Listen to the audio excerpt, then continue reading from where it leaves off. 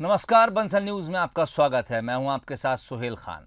उपचुनाव की गर्माहट सियासी फिजा में घुलने लगी है। राजनीतिक दल एक दूसरे पर हमला बोलने में कोई कसर बाकी नहीं छोड़ रहे हैं। नेताओं की तलखी के बीच अब अपनी परेशानियों को लेकर जनता भी आवाज बुलंद करने लगी है। तारीखों के ऐलान से पहले ही सियासत पर चुनावी रंग चढ़ने लगा है। उपचुनाव से जुड़ी हर खबर, हर अपडेट लेकर हम हाजिर हैं अपनी खास पेशकश उपचुनाव का चक्रव्यूह में।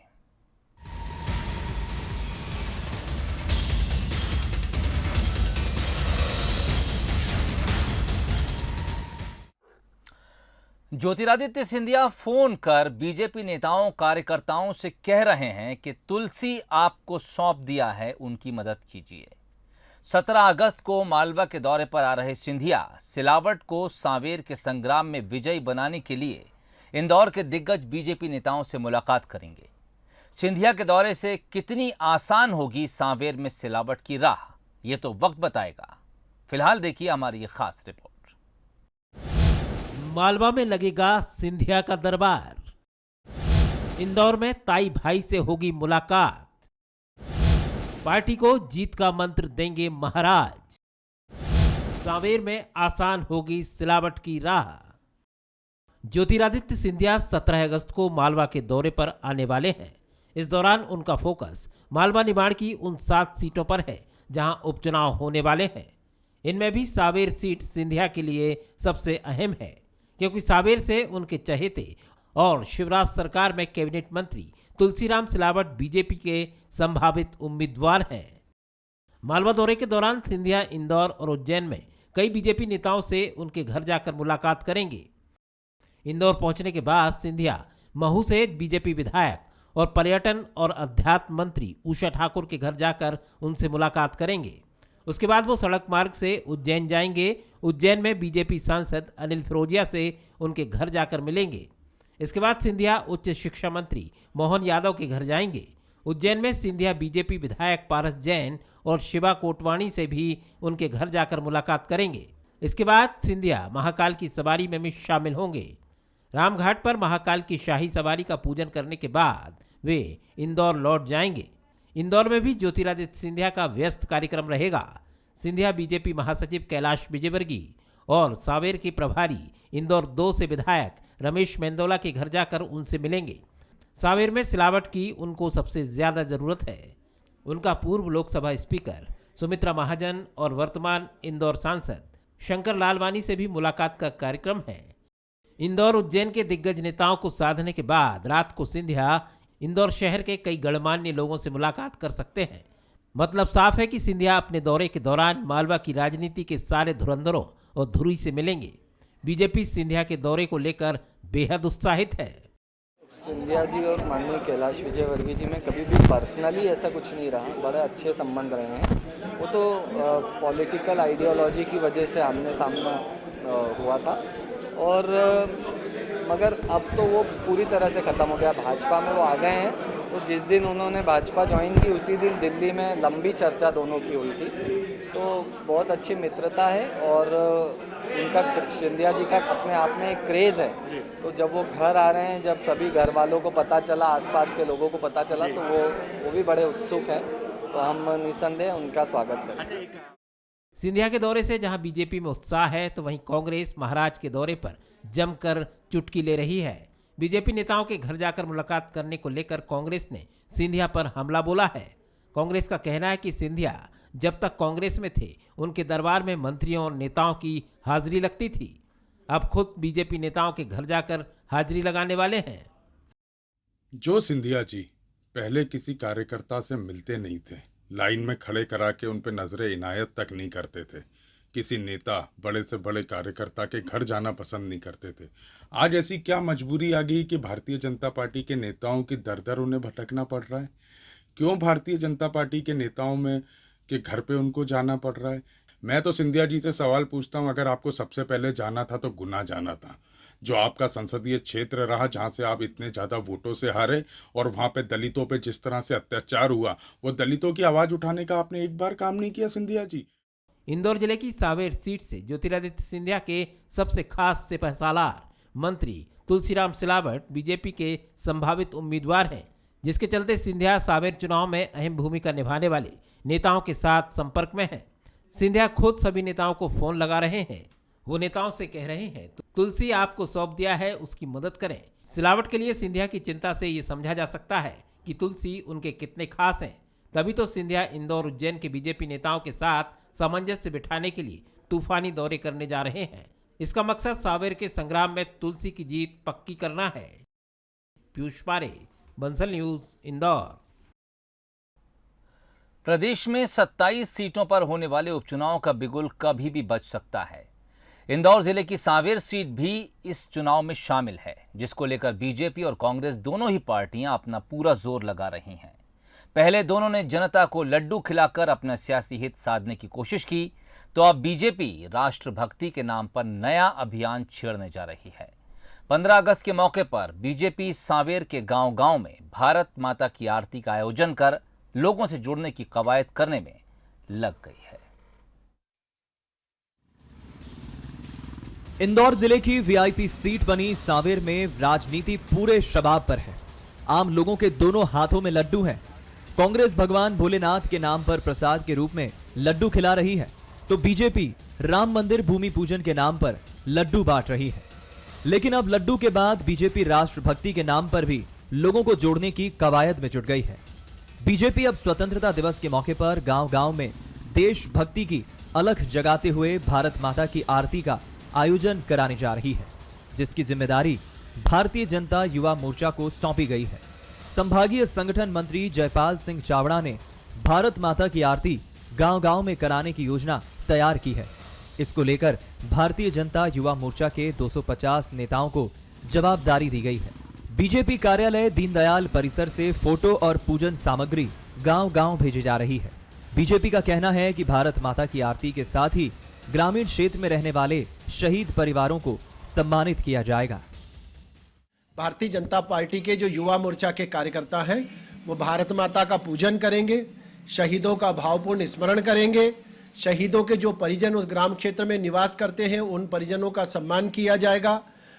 और जो हमारा राष्ट्रीय ध्वज है उसका ध्वजारोहण किया जाएगा, जो परंपरागत रूप से करा ही जाता है।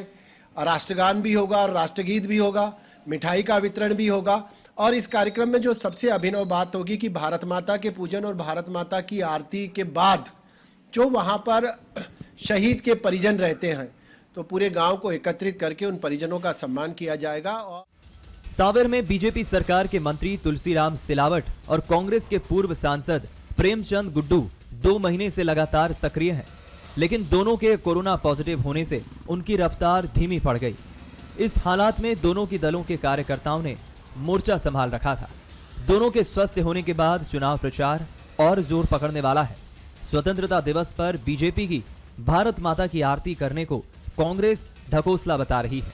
कांग्रेस का कहना है कि कांग्रेस भारत माता को प्रणाम करती है और उनसे दल बदलुओं को कभी माफ न करने का निवेदन भी करती है। कांग्रेस का दावा है कि बीजेपी कुछ भी कर ले, सांवेर सीट कांग्रेस ही जीतेगी। भाजपा उपचुनाव को देखते हुए सांवेर में एक कार्यक्रम आयोजित कर रही है। इसमें स्वतंत्रता संग्राम सेनानियों के सम्मान के साथ साथ भारत माता का पूजन कर रही है। खुशी की बात है, भाजपा को अरसे के बाद स्वतंत्रता संग्राम सेनानियों की याद तो आई, लेकिन सांवेर की जनता के सामने आज भी एक यक्ष प्रश्न खड़ा हुआ है कि आखिर इस कोविड काल के दौरान हमारे मत का अपमान करके भाजपा ने सरकार क्यों गिराई।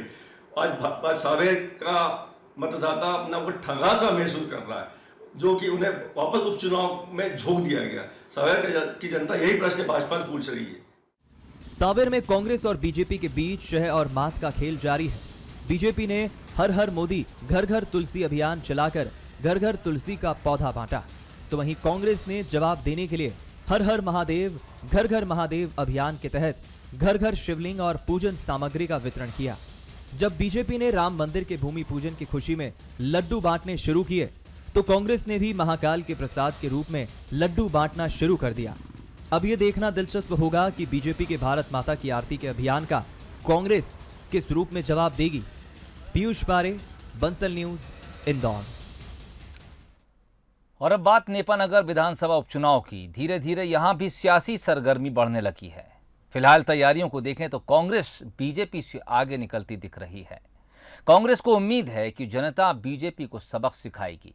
वहीं बीजेपी को अपने संगठन और कार्यकर्ताओं पर पूरा भरोसा है। नेपानगर की सियासी जंग पर देखिए हमारी ये खास रिपोर्ट।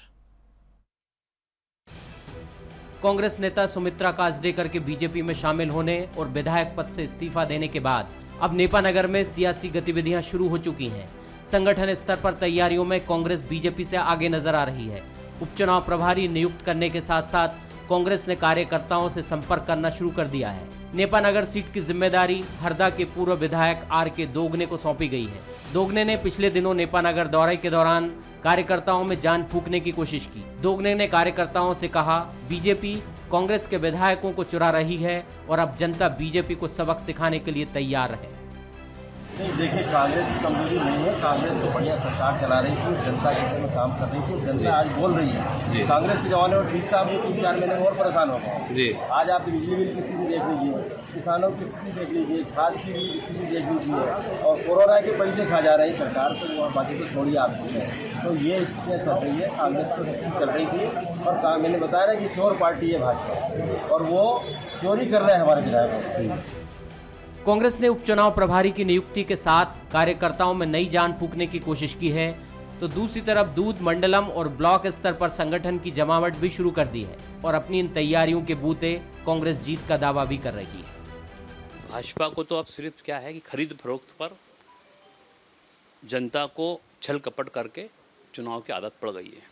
बाकी कांग्रेस पार्टी ने, हमारे सम्माननीय कमलनाथ जी ने, पिछले जब से ही हमारे विधायक ने इस्तीफा देकर भाजपा में शामिल हुई है, सेम डे से बूथ लेवल पर, जोन लेवल पर, सेक्टर लेवल पर, क्षेत्रीय लेवल पर और मंडलम लेवल पर हमने हमारे कार्यकर्ताओं की मीटिंग की गांव-गांव। हमारे प्रभारी दोनों तीनों यहाँ आ चुके और हम लोग बहुत मैनेज रूप से, हम लोग बहुत ही कार्यकर्ताओं का जो आक्रोश है कार्यकर्ताओं में, उस आक्रोश के साथ, जनता का जो आक्रोश है उसको लेकर हम बहुत मजबूती के साथ हमारे संगठन को मजबूत कर रहे हैं। कांग्रेस का एक मुद्दा ये भी है कि जो विधायक पार्टी छोड़कर बीजेपी में शामिल हुए हैं वो अब तक अपने क्षेत्र में नहीं पहुंचे हैं। सुमित्रा काजडेकर भी बीजेपी में शामिल होने के बाद ना तो बुरहानपुर पहुंची, ना ही नेपानगर। हालांकि कांग्रेस के तमाम हमलों का बीजेपी नेता भी मुंह तोड़ जवाब दे रहे हैं। क्यों उनके एक विधायक, पूर्व विधायक के ऐसे बयान के ऊपर मुझे आश्चर्य नहीं होता, क्योंकि उनके जो राष्ट्रीय स्तर के नेता है, पूर्व अध्यक्ष माननीय राहुल गांधी जी के बयान के बाद यदि एक प्रदेश का कोई विधायक ऐसा स्टेटमेंट देता तो हमको कोई आश्चर्य नहीं होता। वो तो हमारे प्रधानमंत्री को चोर बोलते, इन्होंने पूरी पार्टी को चोर बोलते, इसमें कोई बात नहीं। और मध्य प्रदेश की 7.5 करोड़ जनता जानती है कि कमलनाथ की सरकार कैसे गिरी और शिवराज जी की सरकार कैसे आई।